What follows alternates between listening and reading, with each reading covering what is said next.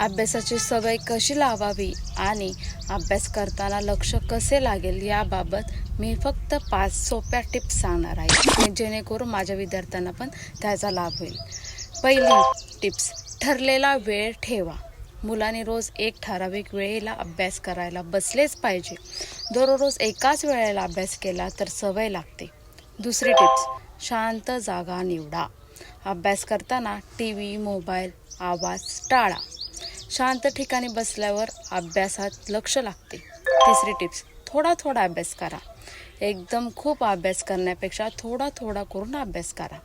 मध्ये मध्ये 5-10 मिनिटाचा छोटासा ब्रेक घ्या. चौथी टिप्स, लिहून अभ्यास करा.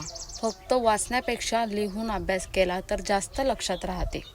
पाचवी टिप्स, प्रश्न विचारायला घाबरू नका. काही समजले नाही तर आई वडील शिक्षकांना नक्की विचारा.